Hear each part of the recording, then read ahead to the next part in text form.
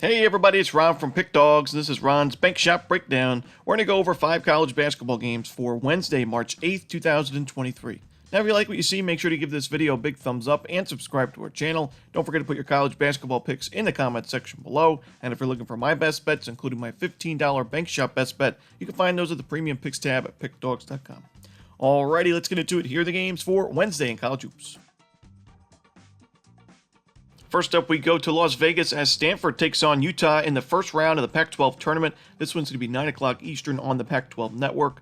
Utah's play down the stretch this season was not very good. They lost 5 straight games, as well as 7 of their last 9 games. And their defense really struggled in a lot of those games, including a loss to Stanford back on February 2nd. It was a 78-72 loss in that game. While Stanford, they played pretty good basketball down the stretch. They won 2 of their last 3 games, and they competed against Oregon in their last game of the regular season on the road. It was only a 5-point loss there. So I do think Stanford going into the tournament in better form. I think they are just a better team plainly. I think they have a big advantage on the boards in this game. 86th in both offensive and defensive rebounding. Utah's rebounding numbers really suffered at the end of the year. And this is also Utah defense that I've mentioned I think is pretty overrated. We see they're 7th in the country in effective field goal percentage defense, but a lot of that was kind of being reliant on teams missing good looks. And we've seen recently those teams are not missing those shots now.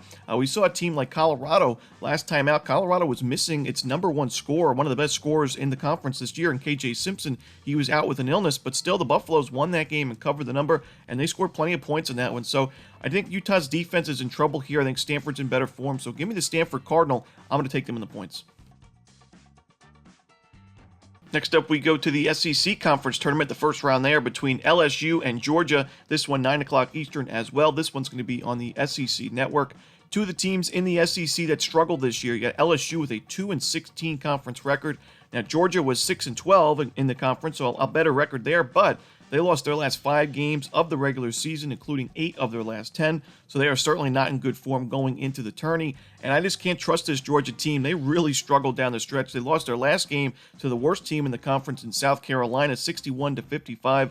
And, although they beat LSU back on February 14th, I think this LSU team has been a lot more competitive. We saw them beat Vanderbilt at home, and they played pretty well against teams like Missouri and Florida in tough spots. Those teams were far better on paper. So, I do think LSU, we saw what they did in non-conference play. This was a team going into the SEC schedule that was playing really good basketball. They were 12-1 overall. They were 1-0 in the conference. But the big reason why they struggled, they didn't really play a very tough non-conference schedule. They really weren't prepared. But in a neutral site tournament here where they played 4 neutral site games in non-conference play, I think they have the better coach that's already proven he's a pretty good coach in conference tournament action, as he led Murray State to a tournament win last year in the Ohio Valley Conference. So I think that this LSU team is just in better form. I trust them more. I don't trust Mike White for Georgia. I think his team's really struggling. So give me LSU here. I think there's some value here with the Tigers. Next up, we go to the quarterfinal round of the SWAC tournament between Texas Southern and Alcorn State. This one, 9:30 Eastern on ESPN+. Now, I know Texas Southern had a really disappointing regular season where they were 11-20 overall. They were 7-11 in conference play. You look on the other side, Alcorn State was 15-3 in the SWAC this season, 18-12 overall. But I just can't give up on this Texas Southern team. This team has been so good in the conference tournament in recent years. They won it all last year.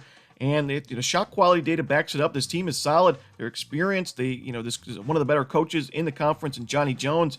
I just can't give up on Texas Southern, at least against the spread. I think this is going to be a close game. We saw a pretty competitive game between these two teams back on February 27th. It was an 89-81 final score in the end, but it was a true road game for Texas Southern. They had a poor shooting night from the perimeter. They're a good rebounding team that gets to the free throw line. Fundamentally, I think these teams are pretty even, and I think that Texas Southern is going to be able to compete in this one. If not win the game outright, at least cover the number as the underdog in this neutral site game. So give me Texas Southern on the points. I think it's going to be a close game. Next up, we go to the late morning, early afternoon, whatever you want to call it, game between St. Bonaventure and Davidson. This one, 11:30 a.m. Eastern. It's going to be on the USA Network, and it's going to be the second round of the A10 Conference Tournament. Now, St. Bonaventure and Davidson, 2 teams that have similar records. St. Bonaventure's 14-17 overall, but they're 8-10 in conference play. Davidson 15-15 overall, also 8-10 in conference play. But when you look at these two teams in recent action, you see St. Bonaventure started the conference 7-4, and then they lost 6 of their last 7 games in the A10, while Davidson on the other side, they were 4-9 in conference play at one point, and they won 4 of the final 5 games of the regular season. So, and that includes a win over St. Bonaventure by 13 points. So 2 teams in different directions. I think Davidson is the better team overall. I think it's been a down year for both teams. Both programs are pretty, solid in terms of their recent success in the conference and out of conference as well. So, you could say 2 rebuilding seasons for these 2 teams, but I still think Davidson is the better team. I think that their offense is a little bit more trustworthy as well. It hasn't been a great shooting season for Davidson, but they still take care of the basketball. They still get to the free throw line, and their shooting numbers have improved as the season's gone on. I think this Davidson defense is also quite underrated. I think it's really stepped it up as of late. We've seen them hold a lot of their opponents to under 70 points in recent games. I think Davidson's a better team at a neutral site here. Should be a close game, but I think Davidson takes this one. So I'm going to lay the points here with the Wildcats. And the final game we're to talk about for Wednesday's card in college basketball, it'll be in the Mountain West as Air Force takes on UNLV. This one 4:30 Eastern, the first round of this conference tournament.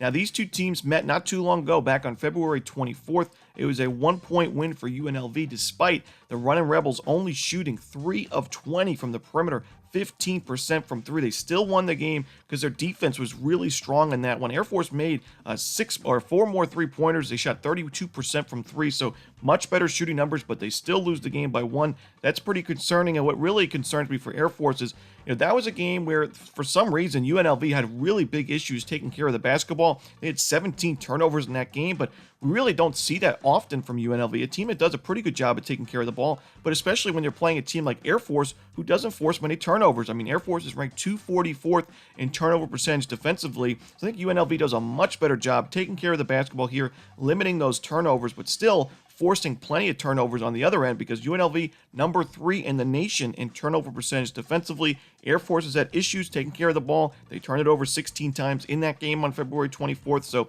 I think UNLV's defense should be just as good as it was in that game back on a couple weeks ago. But their offense should have a much better performance. I think that's enough here for a win and a cover at the neutral site. So give me UNLV. I'm going to lay the points. And that's it. Those are the games for Wednesday in college basketball. Hope you enjoyed this video. If you did, don't forget to hit that like button and subscribe. And don't forget to put your college basketball picks in the comment section below. Again, if you're looking for my best bets, you can find those at Pick Dawgz Premium. As always, this is Ron Romanelli. Good luck.